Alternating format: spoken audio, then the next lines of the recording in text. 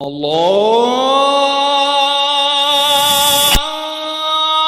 اکبر اللہ اکبر۔ دوسرا مضمون دین کا دوسرا حصہ اچھے اخلاق۔ دین کا دوسرا حصہ اچھے اخلاق، جس سے دین مکمل ہوتا ہے۔ سنو، یہ جتنا میں نے مضمون بیان کیا یہ بنیاد ہے، بنیاد۔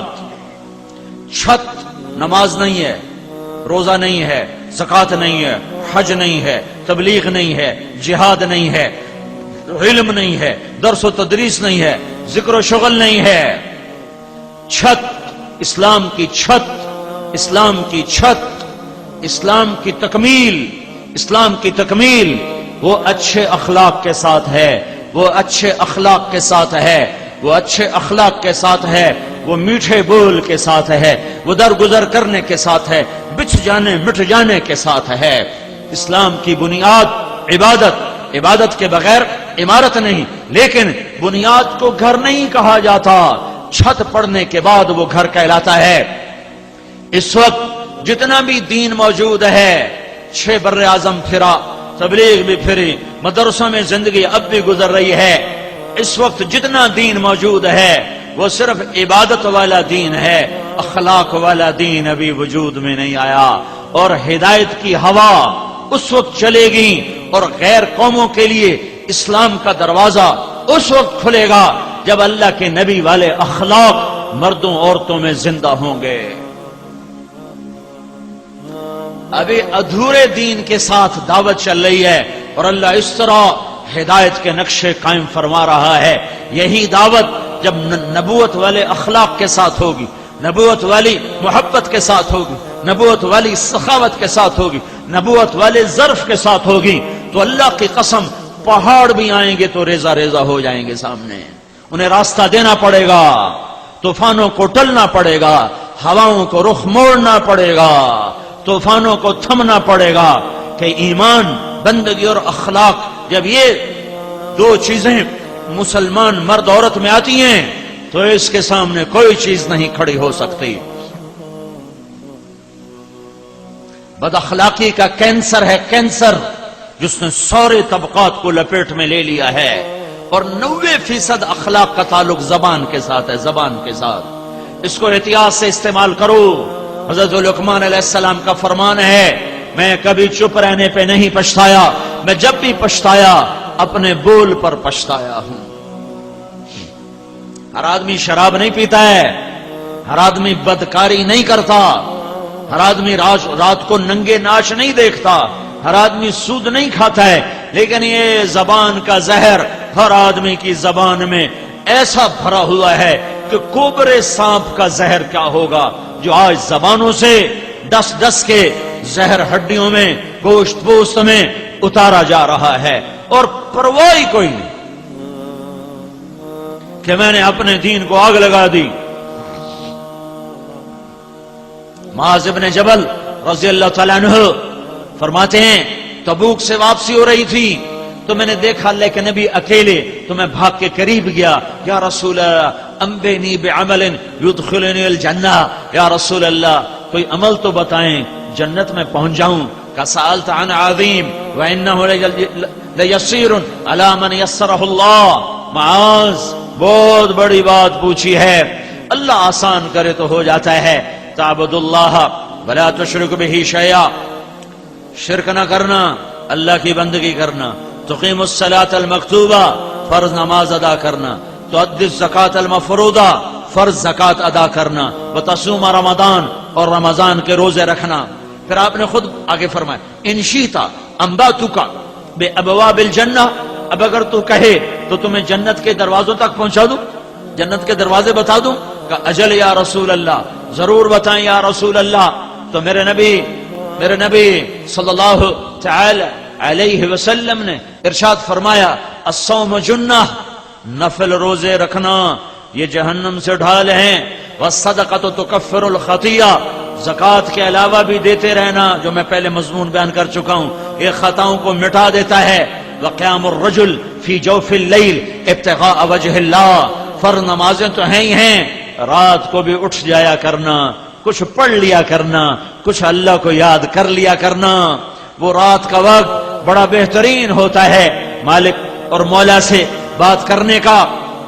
پھر آپ نے فرمایا ان شئت انبأتک براس الامر وعمودہ وذروۃ سنامہ، اگر تو چاہے تو اب میں تمہیں بنیاد بتاؤں اور میں تمہیں اس کا ستون بتاؤں اور میں تمہیں اس کی چوٹی بتاؤں. کہ جی یا رسول اللہ، جی یا رسول اللہ. تو آپ نے فرمایا اما راس الامر فالایمان، اما راس الامر فالایمان.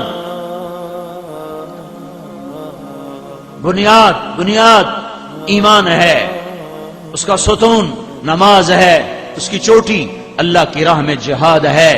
پھر آپ نے فرمایا ان شئت انبأتک بمیلاک ذلک کلہ، اب اگر تو کہے تو میں تمہیں سارے نصیحت کا خلاصہ بتاؤں، سارے دین کا خلاصہ بتاؤں.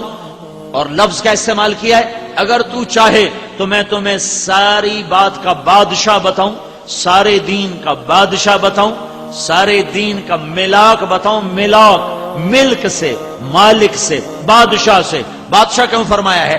خلاصہ کیوں نہیں فرمایا کہ بادشاہ تیرا تو ملک تیرا، خزانے تیرے، رعایت تیری. اے معاذ، یہ عمل جو میں بتانے لگا ہوں اگر یہ تیرا ہو گیا اور تو نے یہ کر لیا تو سارے دین کا تو بادشاہ ہے، سارا دین تیرا، سارے اوامر تیرے تابع ہو جائیں، ہر شے، پورا دین تیرے لیے آسان ہو جائے گا. تو اتنے میں دو آدمی تیزی سے اللہ کے نبی کی طرف بڑھے. تو آپ نے فرمایا مجھے ڈر لگا کہ کہیں اللہ کے نبی کو یہ دونوں آدمی مشغول نہ کر دیں اور میری بات بیچ میں رہ جائے. تو میں نے جلدی سے فرمایا وما ہوا یا رسول اللہ، یا رسول اللہ وہ سارے دین کا بادشاہ، سارے دین کا خلاصہ وہ کیا ہے، وہ کیا ہے؟ تو مجھے دیکھنا. آپ نے زبان نکالیا، دیکھ رہے ہو بھائی، آپ نے زبان نکالی. کماز یہ سارے دین کا بادشاہ ہے، یہ سارے دین کا بادشاہ ہے، اسے قابو میں کر، سارا دین تیری رعایا بن جائے گا. اور اگر یہ آزاد ہو گئی تو سارا دین تیرے ہاتھ سے نکل جائے گا. تو حضرت معاذ نے کہا یا رسول اللہ انواخذ بما نقول، کیا زبان کے بول پر پکڑے جائیں گے؟ تو میرے نبی نے کہا ثقلت کا امک یا ابن جبل، جبل کے بیٹے میں تو تمہیں بڑا سمجھدار سمجھتا تھا. وَهَلْ يَكُبُّ النَّاسِ فِي نَارِ جَهَنَّمَ عَلَى مَنَاخِرِ وُجُوهِهِمْ إِلَّا حَصَائِدُ أَلْسِنَتِهِمْ. معاذ تو قیامت کا دن دیکھے گا سب سے زیادہ جہنم میں دھکا دینے والا عمل بد زبانی ہوگا، بد زبانی ہوگا. بد زبانی، غیبت اور گالی اور تنقید اور طنز اور تبصرے. آج تو لوگوں نے جملے بول لوگوں کے کلیجوں کو جلا کے رکھ دیا ہے، ہڈیوں کو سوختہ کر کے رکھ دیا ہے. اور ان دیوانوں کو پتہ نہیں ہے کہ وہ اپنے دین کو اپنی زبان سے آگ لگا رہے ہیں. دین تو کہتا ہے ناچنے والی سے بھی نفرت نہ کرو. یہ نیک لوگوں میں عیب تلاش کرتے پھرتے ہیں، یہ مولوی یہ کرتے ہیں، یہ تبلیغی یہ کرتے ہیں، یہ حاجی یہ کرتے ہیں، یہ نمازی یہ کرتے ہیں. کبھی یوں بھی دیکھا کر کہ تو کیا کرتا ہے؟ اپنے من میں ڈوب کر پا جا سراغ زندگی. کبھی اندر بھی تو دیکھا کر، جو اندر نہیں دیکھتا ہائے وہ بغیر توبہ کے مر جاتا ہے. جو اوروں کے عیب دیکھتا پھرتا ہے اسے توبہ نصیب نہیں ہوتی. جو اوروں کے بارے میں اندھا ہو جاتا ہے اللہ اسے اس کے عیب دکھاتا ہے، توبہ کی توفیق دیتا ہے.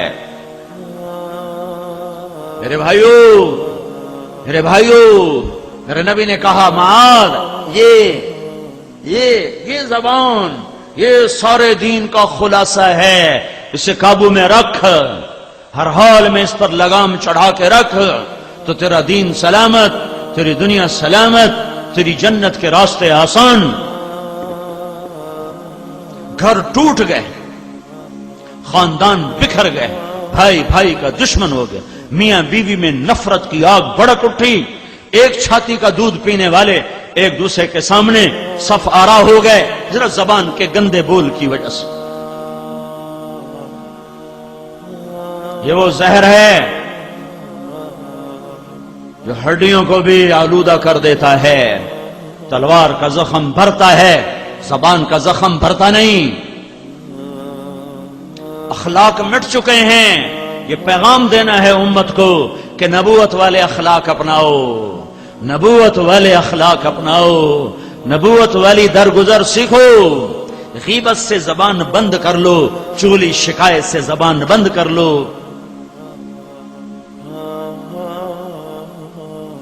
میرے نبی نے فرمایا غیبت زنا سے بڑا گناہ ہے. زنا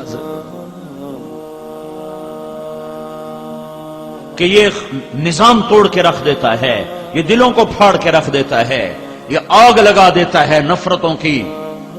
اور میرے نبی نے فرمایا مجھے بتاؤ ایو رل اسلام اوثق، اسلام کا سب سے مضبوط عمل کون سا ہے؟ تو صحابہ نے کہا الجہاد. یا رسول اللہ اسلام کا مضبوط عمل جہاد؟ کہا نہیں. وحسن وما هو به، ہاں جہاد اچھی شے ہے پر سب سے مضبوط نہ. کہا جی الصلاۃ، یا رسول اللہ نماز؟